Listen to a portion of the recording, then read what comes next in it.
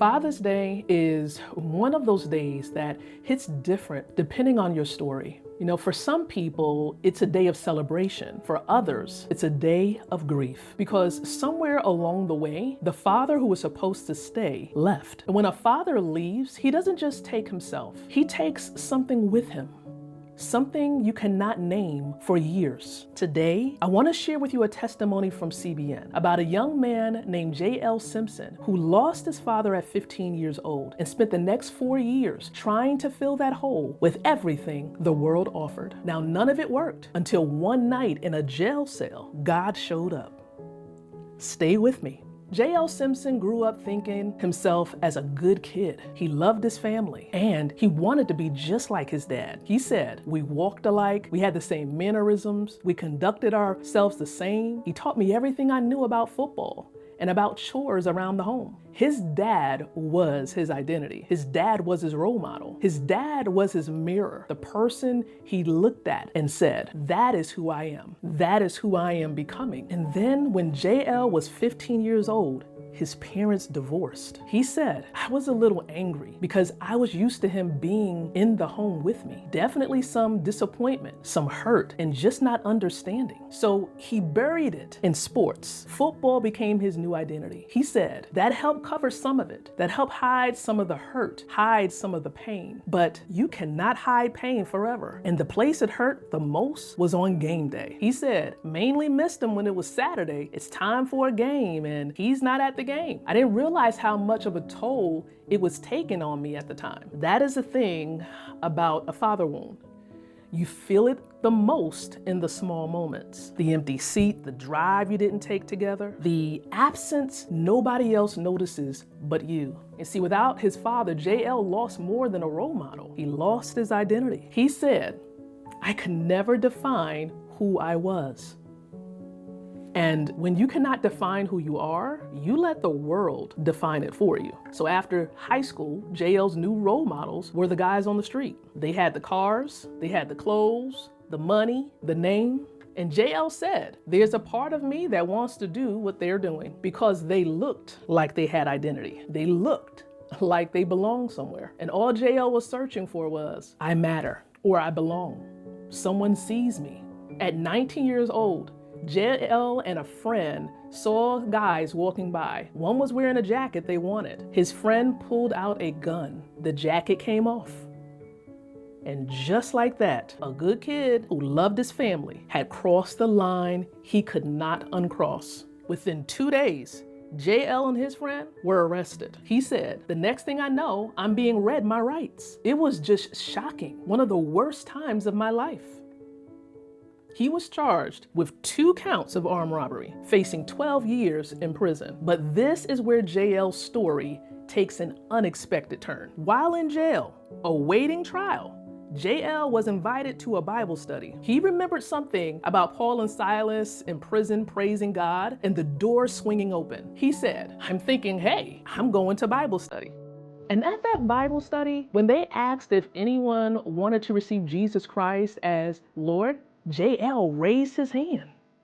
Not because he fully understood, but because a 19-year-old sitting in a jail cell was finally desperate enough to stop pretending he could find his own way. And right there, in that jail cell, the things he had heard his whole life in church started making sense.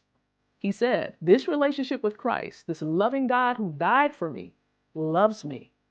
A God who did not leave when his father left. A God who was in that jail cell waiting for him. A God who had been pursuing him through the divorce, through the empty seats, through the streets, through the arrest, all the way to that Bible study. JL was convicted of 2 counts of armed robbery, sentenced to 12 years. But his growing faith gave him something no prison can take away. He said, I could never fulfill who I was because I could never define who I was. But it wasn't until I came into a relationship with Christ that I understood that I'm complete in him. Complete. Not pretending, not proving, not searching. Complete. Now, JL served only 3 of the 12 years. And when he got out, he became a pastor.